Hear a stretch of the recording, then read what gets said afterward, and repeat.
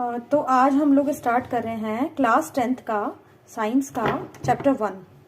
Okay, chemical reaction and equations, रासायनिक अभिक्रियाएं एवं समीकरण। तो भाई रासायनिक अभिक्रियाएं क्या होती है? जहाँ पे कहीं ना कहीं कोई रसायन का यूज होता है। रसायन मतलब केमिकल। भाई केमिकल का रिएक्शन होगा तो हमें कैसे पता चलेगा? सबसे पहले अवस्था में परिवर्तन यानी कि चेंज इन स्टेट। देखो स्टेट जो होती है वो क्या होती है, जैसे मान लो स्टेट हिंदी में आप बात करें तो अवस्था जिसके अंदर ठोस, द्रव और गैस होती है, और अगर बात करें इंग्लिश में तो सॉलिड, लिक्विड और गैसियस स्टेट होती है। तो स्टेट का चेंज मतलब यानी कि सॉलिड जो है वो लिक्विड में चेंज हो गया, या लिक्विड जो है गैसियस में हो गया, या सॉलिड डायरेक्ट गैसियस में हो गया। तो इस तरीके से अपनी जो स्टेट है वो चेंज हो जाती है। दूसरा उसमें क्या चेंजेस आते हैं, उसमें कलर में चेंज आता है। कलर में मतलब जो भी पर्टिकुलर उसका कलर है उसका कलर डिफर हो जाएगा, उसमें रंग में परिवर्तन हो जाएगा। तीसरा है उसमें इवोल्यूशन ऑफ ए गैस, यानी कि किसी भी गैस का निकास या गैस का उत्सर्जन, यानी कि जब भी कोई केमिकल रिएक्शन होगी तो उसमें कहीं ना कहीं कोई ना कोई गैस रिलीज होती है और वो हमें शो हो भी जाती है। ठीक है। और चेंज इन टेम्परेचर, यानी कि जब भी हम कोई केमिकल रिएक्शन अगर किसी में होती है तो वहां पे टेम्परेचर, उसका टेम्परेचर जो है वो इंक्रीज हो जाता है या हो सकता है डिक्रीज हो जाए। तो टेम्परेचर जो है उसमें चेंज आता है। तो जब भी किसी रासायनिक अभिक्रिया में ये 4 चीजें होगी या इनमें से कोई एक भी चीज होगी तो वहां पे कहीं ना कहीं केमिकल रिएक्शन हुआ होगा। सबसे पहले फिर आगे बात करें हम लोग केमिकल इक्वेशंस की, रासायनिक समीकरण की। भाई रासायनिक समीकरण हम कैसे लिखते हैं, किस प्रकार से लिखते हैं, समझो इस चीज को।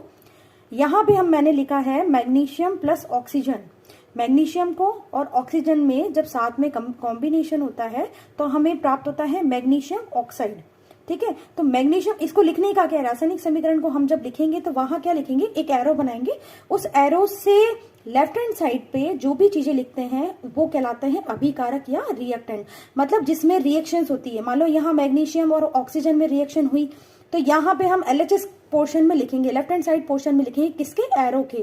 ठीक है। दूसरा RHS पोर्शन, यानी कि मैग्नीशियम और ऑक्सीजन मिलके क्या आउटपुट बना रहे हैं, मिलके क्या प्रोडक्ट बना रहे हैं, वो यहाँ मैग्नीशियम ऑक्साइड जो है, मैग्नीशियम ऑक्साइड, वो यहाँ क्या कहलाएगा, प्रोडक्ट कहलाएगा। तो हमेशा ध्यान रखना केमिकल इक्वेशन जब भी लिखेंगे तो जो भी रिएक्टेंट्स होते हैं, जो भी अभिकारक होते हैं वो हमेशा लेफ्ट हैंड साइड पर लिखे जाते हैं एरो के, और जो भी प्रोडक्ट बनता है वो प्रोडक्ट जो है वो RHS पोर्शन में लिखा जाता है। अब बात करें हम लोग राइटिंग अ केमिकल इक्वेशन, मतलब किसी भी रासायनिक समीकरण को लिखना। भाई आपने ये तो देख लिया कि ये मैग्नीशियम है, ये ऑक्सीजन है। ठीक है। तो इसका क्या फॉर्मूला होता है? फॉर्मूला जैसे कि यहाँ देखियो, एक chemical equation represents a chemical reaction, मतलब रासायनिक समीकरण, यानी कि ये जो रासायनिक समीकरण है किसी रासायनिक अभिक्रिया को दर्शाता है। भाई अभिक्रिया ही तो हो रही है, ये प्रोसेसिंग तो हो रही है ना। तो यहाँ पे मैग्नीशियम को हम बोल रहे हैं Mg, ऑक्सीजन का फॉर्मूला O2। जब Mg और O2 मिलेंगे, मैग्नीशियम और ऑक्सीजन मिलेगी तो क्या बनेगा, मैग्नीशियम ऑक्साइड। तो क्या ये बैलेंस है? क्या ये बैलेंस है? देखो O2 के यहाँ पे 2 मॉलिक्यूल है, Mg का 1 मॉलिक्यूल है, इधर भी Mg के 1 मॉलिक्यूल है, O2 का 2 है तो यहाँ पे O2 का 1 मॉलिक्यूल है। तो क्या ये बैलेंस्ड है क्या इक्वेशन? तो बैलेंस इक्वेशन क्या होती है? बैलेंस इक्वेशन होती है जिसे हम संतुलित समीकरण भी कहते हैं, if the number of atoms of each element the same on both the sides of arrow. इस एरो के यहाँ पे और यहाँ, यानी लेफ्ट हैंड साइड पे और राइट हैंड साइड पे, अगर दोनों साइड के अंदर अगर मान लो उनके एटम्स हैं वो इक्वल में होंगे तो ही वो जो इक्वेशन है वो बैलेंस्ड इक्वेशन कहलाएगी, संतुलित समीकरण कहलाएगी। अदरवाइज वो क्या कहलाएगी, अनबैलेंस्ड इक्वेशन। क्या कहलाएगी, अनबैलेंस्ड इक्वेशन। तो यहां समझ में आ गया, तीर के निशान के दोनों ओर तत्वों के परमाणुओं की संख्या, परमाणु की संख्या समान होने पर उसे संतुलित समीकरण कहते हैं। इतनी बात समझ में आ गई? अब देखो अनबैलेंस्ड इक्वेशन क्या होती है, if the number of atoms of each element is not same on both the sides of arrow। Arrow के चारों ओर, एरो के जो दोनों तरफ है वहां पे अगर मान लो उनकी एटम्स की संख्या जो है वो अगर सिमिलर नहीं होती है तो उस इक्वेशन को हम लोग क्या कहते हैं, अनबैलेंस्ड इक्वेशन या असंतुलित समीकरण कहते हैं। इतनी बात क्लियर हुई? आगे देखिए, importance of balanced chemical equation, संतुलित रासायनिक समीकरण का महत्व। भाई इसका बैलेंस्ड अगर केमिकल इक्वेशन है उसका क्या महत्व है, इंपॉर्टेंस क्या है? देखो, the number of atoms of each element remains the same before and after a chemical reaction. कोई भी संतुलित समीकरण का मतलब है, संतुलित अभिक्रिया का मतलब है रासायनिक अभिक्रिया के पहले और उसके पश्चात, मतलब जो रासायनिक जो केमिकल इक्वेशन हो रही है उसके पहले और उसके बाद में हर तत्व की परमाणुओं की जो संख्या है वो समान रहती है। हर तत्व के परमाणुओं की संख्या समान रहती है, तो वो क्या कहलाएगी? हमारी बैलेंस्ड केमिकल इक्वेशन। जैसे यहाँ देखो वर्ड इक्वेशन मतलब शब्द समीकरण, यहाँ शब्द लिखे जा रहे हैं और यहाँ पे क्या लिखा जा रहा है? केमिकल इक्वेशन लिखे जा रही है, यानी कि इसके जो फॉर्मूलाज हैं वो लिखे जा रहे हैं। ठीक है, जो इसको रिप्रेजेंट करते हैं, इनके प्रतीक जो होते हैं ना वो लिखे जा रहे हैं। देखो यहाँ पे जिंक है तो जिंक को हम लोग Zn से रिप्रेजेंट करते हैं। सल्फ्यूरिक एसिड, सल्फ्यूरिक अम्ल जिसे हम बोलते हैं H2SO4, क्या बोलते हैं? H2SO4। ठीक है, तो जिंक और सल्फ्यूरिक एसिड जो है जब वो क्रिया करेंगे, जब वो अभिक्रिया करेंगे, रिएक्ट करेंगे एक दूसरे से, तो क्या बनेगा हमारे पास में? जिंक सल्फेट बनेगा। क्या बनेगा? Zinc sulphate. ZnSO4, zinc sulphate को हम बोलते हैं ZnSO4 प्लस हाइड्रोजन रिलीज हो रही है, हाइड्रोजन H2 गैस। ठीक है, तो ये जो हुआ ये तो शब्द समीकरण हुआ, वर्ड इक्वेशन हुई ये पूरी की पूरी, और ये जो है केमिकल इक्वेशन रासायनिक समीकरण जिसमें इसके प्रतीक के रूप में यूज किए जाते हैं। Zn plus H2SO4 is equal to ZnSO4 plus H2। Is that clear? यहाँ पे अगर हम बात करें तो एलिमेंट्स हैं कौन कौन से? Zn है, यहाँ देखो Zn, H है AH, S और O, ये तो 4 एलिमेंट यूज हुए हैं। अब देखो इस एरो के लेफ्ट हैंड साइड में Zn की जो वैल्यू है वो कितनी है? 1 है। H की कितनी वैल्यू है? देखो यहाँ 2 है ना, S की कितनी वैल्यू है? 1 है। और O 4, यानी कि O के कितने मॉलिक्यूल्स हैं? 4। O के कितने एटम्स है? 4। ठीक है, अब RHS की बात करो, यहाँ पे क्या है RHS में? देखो Zn की कितनी है? 1 एटम है।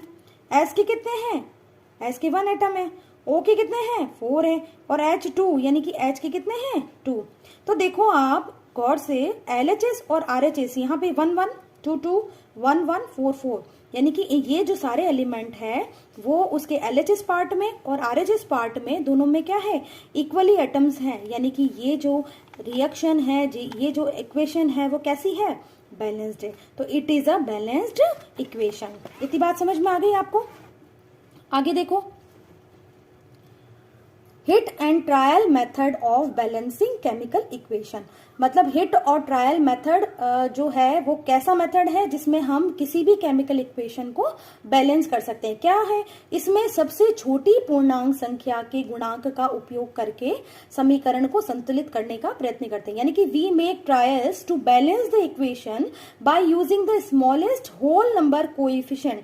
मतलब छोटी से छोटी संख्या को, छोटे से नंबर को जो है, छोटे से छोटे मॉलिक्यूल्स को हम कंसिडर करते हैं और फिर हम धीरे धीरे करके स्टेप बाय स्टेप करके उसको क्या करते हैं?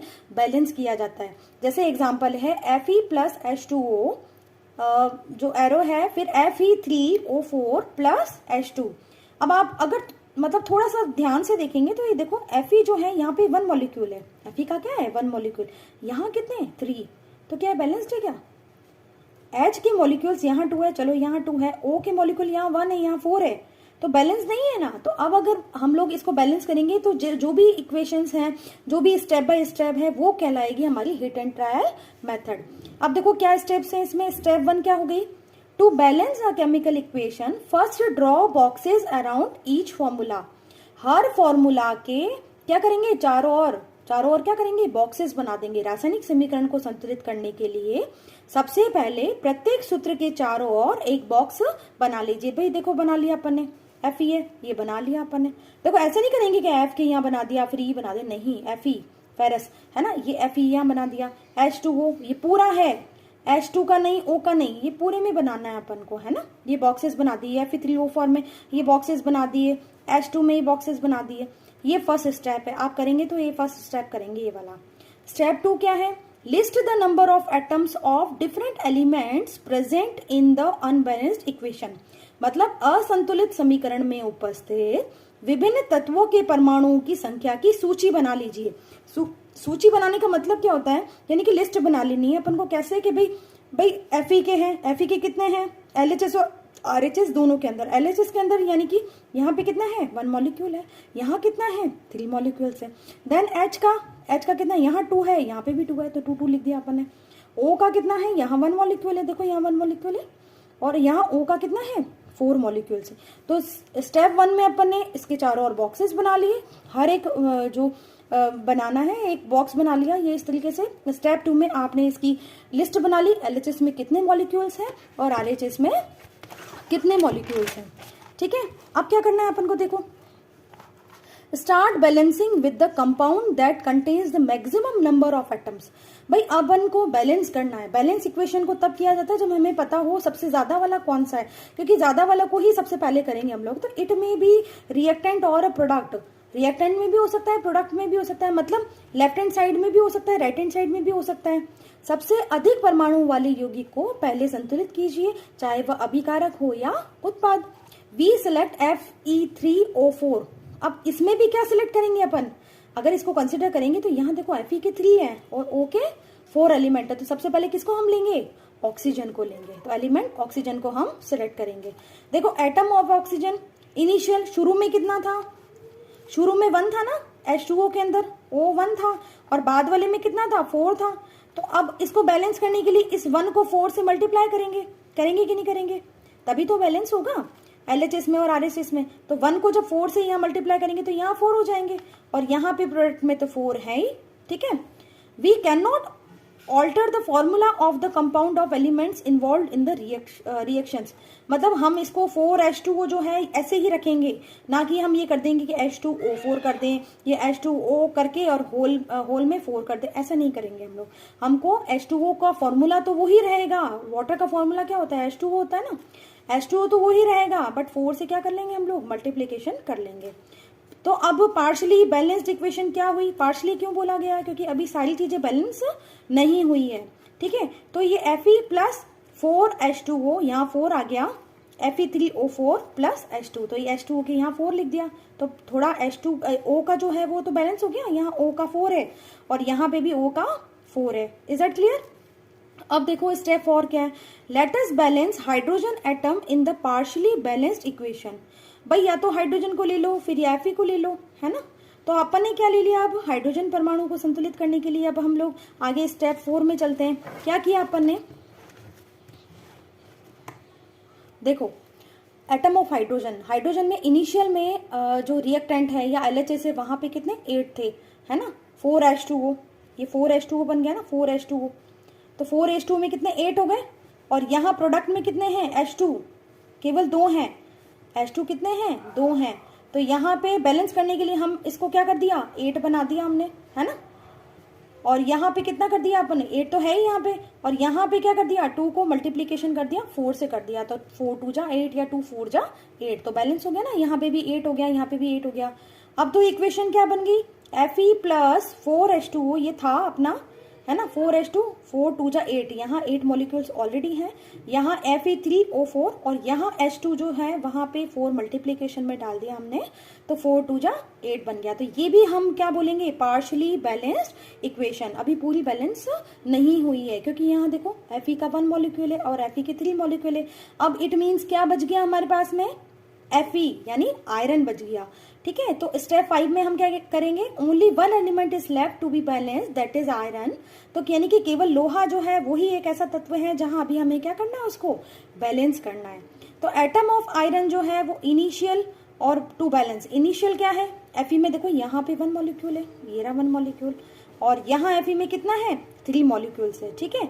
तो बैलेंस करने के लिए हम क्या करेंगे, ये जो Fe के 1 मॉलिक्यूल है उसको मल्टीप्लीकेशन कर देंगे 3 से, क्योंकि यहाँ तो ऑलरेडी 3 है, तो यहाँ पे भी 3 हो जाएगा और यहाँ पे भी 3 हो जाएगा। तो अब क्या होगी, अब बैलेंस होगी कि नहीं होगी, बिल्कुल बैलेंस होगी।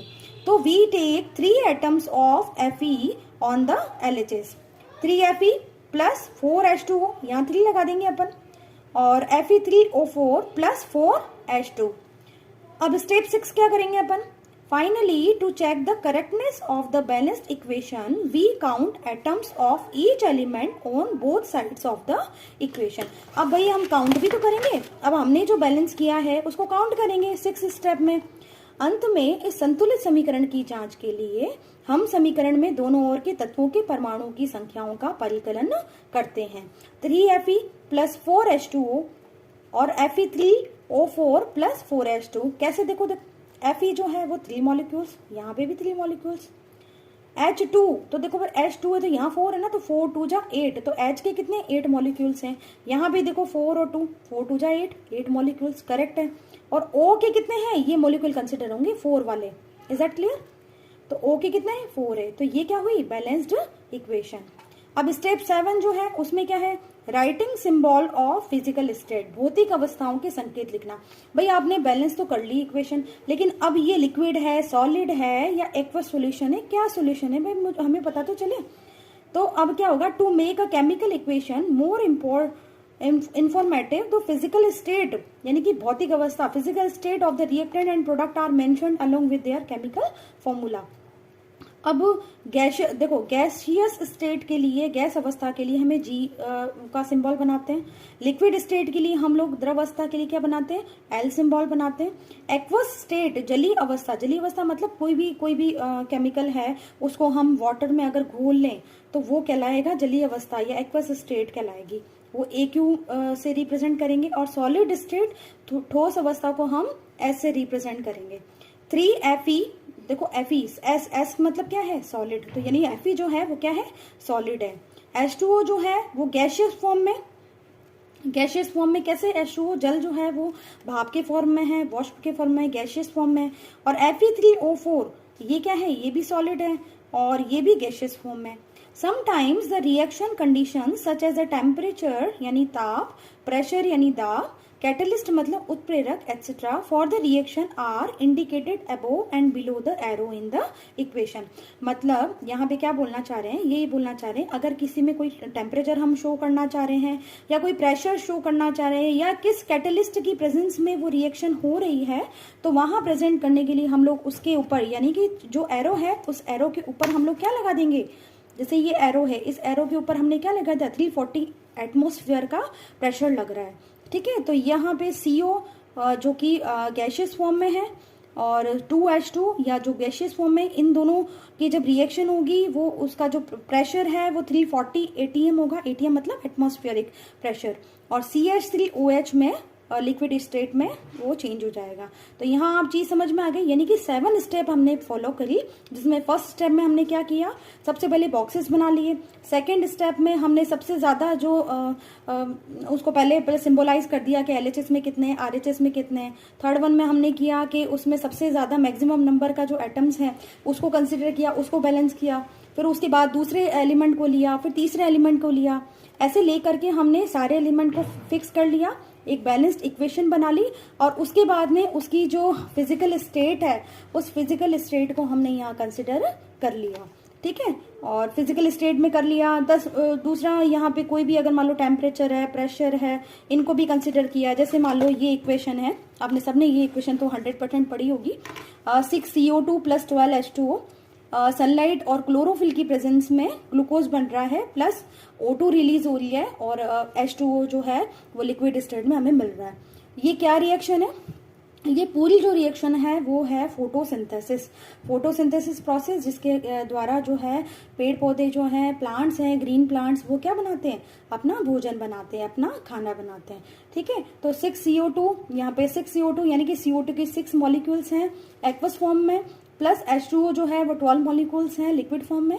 सनलाइट की प्रेजेंस होगी, क्लोरोफिल जो है ग्रीन पिगमेंट है उसकी प्रेजेंस में क्या बनाते हैं, वो भोजन बनाते हैं। भोजन को यहाँ ग्लूकोज के रूप में हमें प्राप्त होता है C6H12O6 एक्वस फॉर्म में, और 6O2 रिलीज होती है, प्लस H2O जो है वो निर्मित होता है।